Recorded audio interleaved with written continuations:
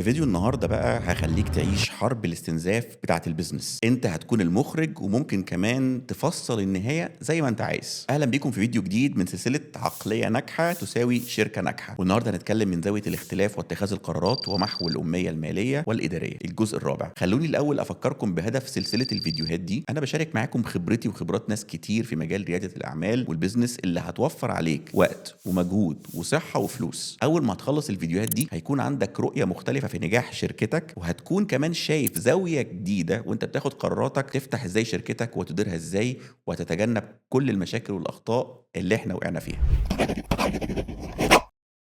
نرجع بقى للقصة اللي كلها عبر، بس خليك ماسك الريموت كنترول علشان توقف القصة وترجع تلحق الشركاء قبل ما يخسروا بعض ويخسروا كمان البيزنس بتاعهم. ولو ما كنتش لسه اتفرجت على الفيديو اللي فات فلازم تشوفه علشان تعرف تكمل معانا الفيديو ده، لان هي حدوتة متصلة، وهسيب لك اللينك بتاعه في الديسكربشن. الشريك الاول فضل يدفع في الفلوس بتاعة الحاجات اللي ما كانش عامل حسابها، والشريك التاني ظبط المكتب وفرشه ودفع الايجار وهم مش بيستخدموه، والراجل بتاع الديزاين خلص، والشريك التالت جاب معاه 2 وخلصوا الموبايل ابلكيشن. وخليكم فاكرين انا بختصر حاجات كتير قوي في النص عشان الموضوع ما يتشعبش. يلا بقى ننزل السوق بالموبايل ابلكيشن بتاعنا، تمام؟ بس في مشكله، مين هيمسك السوشيال ميديا والماركتنج؟ راح الشريك اللي معاه الفلوس حالف 100 يمين انه ما هو دافع فلوس تاني في اي حاجه ما كانش عارفها من الاول، لان الفلوس اللي هو عامل حسابه عليها قربت تخلص، وفي كمان مرتبات ومصاريف لازم تدفع هو لازم عامل حسابه عليها. راح الشريك التاني اللي داخل بالمكان وتجهيزه عشان الموضوع ما يبصش اقترح انه يمسك موضوع الماركتنج. الناس دي اشتغلوا اول شهر، تاني شهر، تالت شهر، مفيش، البيع مش شغال زي ما كانوا متخيلين ايام ما كان بيرسموا على حجم شنطة الفلوس. اكتشفوا بقى ان الموبايل ابلكيشن بتاعهم صعب شوية، وان اسعاره غالية، وان المنافس مستحوذ على نسبة كبيرة جدا من السوق، وكمان الناس مش عارفينهم. عملوا اجتماع كالعادة واتكلموا مع شريكهم اللي ماسك التسويق، راح مفكرهم بقى ايه، انه ماسك الموضوع اصلا عشان خاطرهم، وانه الصح ان هم يجيبوا حد خبرة في الماركتنج عشان يمسك الموضوع ده من الالف الى الياء. اتكلموا مع شريكهم اللي محتاج يسهل الموبايل ابلكيشن كمان شويه ويعمل كام ميزه تنافسيه كده علشان يعرفوا يبيعوه قدام المنافس بتاعهم. راح مديهم مفاجاه ان الموضوع ده صعب، وانه لازم يحسبوه ماديا لانه هيكلفهم كتير، وهو عنده التزامات، ومن الاخر كده هو محتاج مرتب علشان يعرف يكمل ويعيش كبني ادم طبيعي. طبعا هنا الشريكين اللي دفعوا فلوس من جيبهم كتير حسوا كده ان هم اتدبسوا، وكان لازم يكملوا عشان ما يرجعوش لورا، والموضوع بالنسبه لهم كان حياه او موت لان هم صرفوا كتير. المهم عشان ما اطولش عليكم، الناس دول اتفقوا على مضض ان هم يجيبوا حد فريلانس يمسك ليهم الماركتنج، وقال لهم كده انه يقدر يخلي عندهم ضعف عدد المتفاعلين والمشتركين على مواقع التواصل الاجتماعي بتاعتهم خلال شهرين بس. واتفقوا كمان ان الموبايل ابلكيشن لازم يكون متعدل خلال شهر واحد. خلص الشهر بس لسه الموضوع ما اتحلش، عشان شريكهم كان عنده مشكله فنيه كبيره جدا وما كانش عارف يحلها غير من اسبوع واحد. نسيت بقى اقول لكم، دول كمان شايفين ان الراجل بتاع الماركتنج مش عامل اللي عليه، لان الناس مش متفاعله على مواقع التواصل الاجتماعي، وكل ما يكلموه في الموضوع ده يطلب منهم فلوس علشان يعمل حمله دعائيه. وبكده عدت اول سنه من غير اي شغل حقيقي على ارض الواقع خالص. وهنا خليني اسالك بقى، انت شايف حرب الاستنزاف دي ازاي؟ وتفتكر لو انت مكانهم تعمل ايه؟ افتكر ان معاك الريموت كنترول. طيب كفايه كده، وتعالوا بقى نلم الموضوع ونحلل ونتعلم من كل موقف من المواقف دي. واحد، قعدة البيزنس بتاعت القهاوي، ونقعد بقى نتكلم من غير بيانات ودراسات ما تاكلش عيش، ودايما بتنتهي القصه ب3 جمل: هوب اتبسطنا، هوب فتحنا شركه، هوب اتخانقنا وقفلنا الشركه. تاني حاجه ان الشراكه بتكون ما بين 2 أو 3 على الاكثر، اكتر من كده انت الخسران. 3، الشراكات بتكون مبنيه على فكره التكامل، وان كل واحد لازم يضيف حاجه للمشروع، والفايده بتكون هنا تبادليه، يعني كل شريك يكون عارف هو هيضيف ايه والشركاء التانيين هيضيفوا ايه كمان للشركه. 4، الاتفاقات بتتكتب وتتراجع قبل التنفيذ، واللي ما اتكتبش ما اتقالش. النقطة ال5، كل شريك لازم يكتب وظيفة الشركاء التانيين ووظيفة كل الموظفين في الشركة، ويحط ليهم KPIs Key Performance Indicators أو مؤشرات الأداء الأساسية بتاعتهم. ولازم وهم بيكتبوا KPIs دي يحطوا المسؤوليات دي، ويعملوا حاجتين مهمين وهم بيحطوها: لازم يحطوا مصلحة شركتهم الاول فوق مصلحتهم، لازم يشيلوا من دماغهم ان دي تخص حد من الشركاء، ويفترض ان هم بيكتبوا الكي بي ايز دي لموظف جاي من بره. النقطه السادسه، اي حاجه هم محتاجينها لازم تتكتب وتتوضح كويس قوي لباقي الشركاء من الاول، وعدم الافتراض هو اساس الحل. النقطه السابعه، لو المشروع ده المفترض انه ينجح بنسبه 90%، لازم يدرسوا تاثير ال10% دي ويشوفوا هم يستحملوها ولا لا، كلهم مع بعض مش واحد بس، ولو حصلت هيعملوا ايه. النقطة الثامنة، نوع الشراكات اللي قائم على المشاركة بالمجهود بس مش احسن حاجة، وعادة بينتهي بمشاكل لانه لا يمكن تقديره من باقي الأطراف، وهنا بيعكس عدم التزام الشخص ده أو الطرف ده التزامات مادية. الالتزام اللي بيتحط فيه فلوس ومش لازم تكون كلكم زي بعض هو أنجح أنواع الشراكات. النقطة التاسعة، دراسة التفاصيل مهمة جدا، وخليك فاكر بقى الشيطان يكمن في التفاصيل. النقطة العاشرة، العشم والصداقة الزيادة عن اللزوم هيخليكم مش عارفين تحاسبوا بعض، وهنا لازم تحطوا الكي بي ايز بنظام صارم للمحاسبة على حتى الشركاء. تعالوا بقى ننتقل للحاجات اللي انت محتاجها لو ناوي تفتح شركتك، وهنا بقولك على الحاجات اللي غالبا مش هتكون سمعت عنها قبل كده. واحد، محتاج تكون الأول صنايعي في الشغلانة اللي هتخليك تفتح البيزنس ده وتكون فاهم كل تفاصيلها، يعني فاهمها كويس قوي واشتغلتها بإيديك مش سمعت عنها. النقطة التانية، لازم يكون المنتج بتاعك ده بيحل مشكلة واقعية في السوق، يعني السوق عايزه، السوق طالبه، وعندك مجموعة من نقاط البيع المتفردة اللي تخليك تحط رجل على رجل ومتميز في سوق تنافسي. النقطة الثالثة، ودي لازم تنمي فيها مهاراتك الإدارية وتمحي أمنيتك المالية خالص، ودي هنتكلم عليها كتير في الفيديوهات اللي جاية، إنك لازم تعرف الفلوس بتتعمل إزاي، بتتحرك جوه الشركة وبره الشركة إزاي، وممكن تخسرها إزاي، ولازم تاخد كورس محترم في التسويق والمبيعات حتى لو مش هتشتغلهم. من غير الثلاث حاجات دول ما تبدأش ووفر فلوسك. النقطة الرابعة، لو لازم تشارك وحط تحتيها خط، يبقى لازم تختار شريكك طبعا لمعايير وأساس انت ما ينفعش تتنازل عنه، من ضمنها طبعا الراحة النفسية، بس الأهم من كده الرؤية، انها تكون واحدة وانكم تكونوا بتتكلموا مع بعض بشفافية وفاهمين شغل بعض. النقطة الخامسة دي مهمة، محتاج تعمل دراسة الجدوى وتحسب مصاريفك والتدفقات النقدية اللي هتضخها في الشركة وتوقيتاتها، لأنها مش هتضخ كل الفلوس مرة واحدة، وتحسب كمان التدفقات النقدية اللي هتدخل الشركة عن طريق البيع خلال 3 سنين على الأقل. ونصيحة ليك، ما تبقاش متفائل قوي،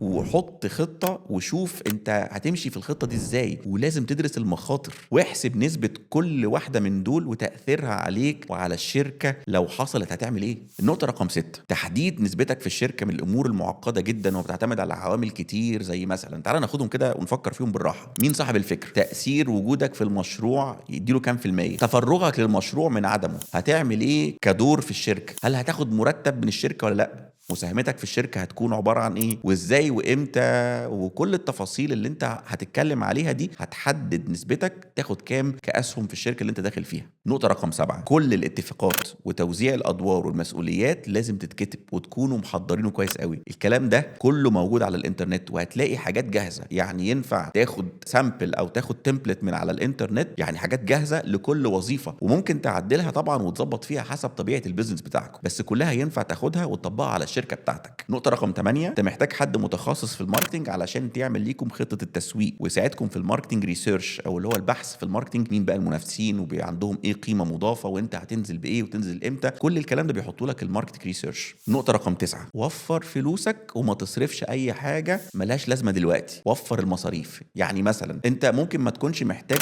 مكان في الاول الا لو طبيعه البيزنس بتاعك بتتطلب ده، يعني ممكن تاجروا حاجه اسمها فيرتشوال كورك سبيس، اللي هي حاجات اللي هي ايه، شركات النهارده ظهرت في السوق بتدي لك امكانيه انك تاجر عندهم المكان، تقدر تطلع عليه سجل تجاري وبطاقه ضريبيه من غير ما يكون عندك مكان حقيقي فعلا، فانت هنا بتشتغل باقل التكاليف وبشكل رسمي وقانوني. النقطه رقم 10، محتاج تكتب طريقه موحده لمحاسبه الموظفين كلهم، عشان لما يجي لك شريك جايب ابن خالته يمسك الحسابات مثلا، تكونوا متفقين من الاول انتوا هتحاسبوا الشخص ده ازاي، وبغض النظر عن درجه قرابته للشريك في الشركه، انت هنا محتاج تحط ميزان واحد لمحاسبه كل الموظفين. النقطه رقم 11 ودي مهمه جدا، محتاج تتفق كمان على طريقه محاسبه للشركاء مش للموظفين، عشان يفهموا ان اي تقصير في الشغل هيستتبعوا على طول محاسبه، ونشوف تبعيات المحاسبه دي هتودينا لحد فين. الكلام ده كله قبل ما تبداوا الشركه مش بعد ما تبداوا الشركه. نقطه رقم 12، لازم من اول يوم تتفقوا على اليات واضحه للوصول للاتفاق في حالة وجود اختلاف، ودي يعني مفيش شركة بتمشي من غير اختلافات، ودي هنتكلم عليها برضو، هنديها حقها لأنها مهمة جدا، وفي طرق كتيرة ازاي تتفق بعد ما تكون اختلفت. وبالمناسبة الاختلاف ظاهرة صحية وبتثري كمان البيزنس، يعني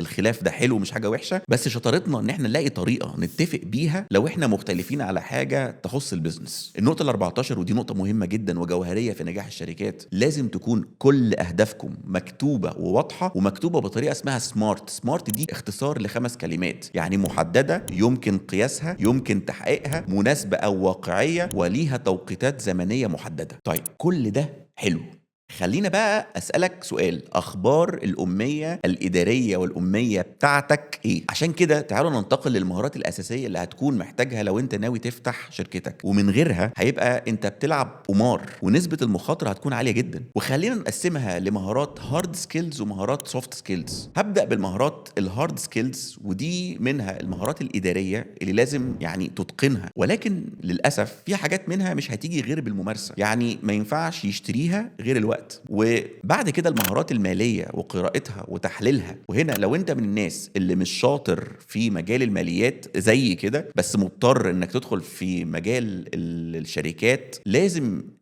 تاخد كورس مهم جدا اسمه فاينانس فور نون فاينانشالز، او الماليات لغير الماليين. وهتلاقي ناس كتيره جدا بتدي الكورسات دي، ومنهم اللي هو اونلاين، ومنهم اللي كمان تروح تحضر كورس 4-5 ايام. المهم انك لازم تمحي الاميه الاداريه والاميه الماليه بتاعتك علشان تنجح كمان في شركتك. وتعالوا بقى اكلمكم عن المهارات اللي هي سوفت سكيلز اللي مطلوبه في اداره الشركات، والتي لا تقل اهميه عن مهارات الهارد سكيلز. وخليني عشان تبقى الدنيا بسيطه وسهله، هم 5 مهارات اساسيه: مهاره الاستماع الفعال الاكتيف ليسننج، مهاره التاثير العاطفي الذكي اللي هو الايموشن انتليجنس، مهاره تقديم العروض الاحترافيه، ودي هتفرق معاك جدا لو انت بتتكلم عن شركتك والمنتج بتاعك، مهاره التحدث امام الجمهور باحترافيه ومن غير خوف، المهاره اللي بعد كده معالجه الاعتراضات والتفاوض. هنيجي بقى لاهم جزء في الفيديو اللي هو بيعالج الاختلافات اللي في البيزنس، اللي هي لازم تحصل كده كده، ومفيش شركه بتمشي من غير اختلافات. اول سؤال بس، هل الاختلاف ده حاجه ايجابيه ولا حاجه سلبيه؟ طبعا الاختلاف في حد ذاته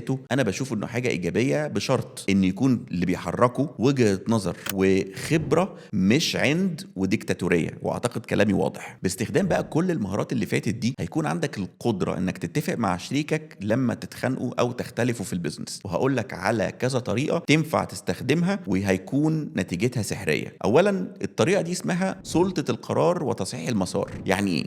الطريقة دي تقدر بيها تستخدم صلاحياتك وحقك في الإدارة المشروط بالمتابعة والنتائج إنها تكون مظبوطة، وتكون زي ما الشركاء متفقين معاك عليها من الأول، ومشاركة أول بأول النتائج للقرار اللي انت خدته ده. ويكون كمان عندك القدرة انك ترجع في القرار قدام الشركاء لو لقيت انك انت محتاج تصلح المسار بتاع القرار اللي انت خدته. الطريقة التانية اسمها رأي الأغلبية، ودي تنفع لو كان عدد الشركاء فردي، وفيها شرط ان كل الشركاء يكونوا موافقين على احترام القرار بعد ما يتاخد مهما كان مخالف لرأيهم. الطريقة الثالثة طريقة الاستشارية، ودي بتجيبوا طرف محايد من بره الشركة خالص، بس على شرط انه كنتوا تقعدوا معاه وتفهموه كل التفاصيل. بنلجأ للطريقة دي لما يكون القرار كبير قوي وقرار مصيري للشركة واحنا مختلفين فيه ب3 آراء مختلفة. رابع طريقة ودي الأخيرة وانا ما بحبهاش ولكن هشرحها، دي بتعتمد على نسبة الأسهم بتاعة الشركة في الشركة وقوة الأسهم أو الاتنين مع بعض. يعني يا إما بنتكلم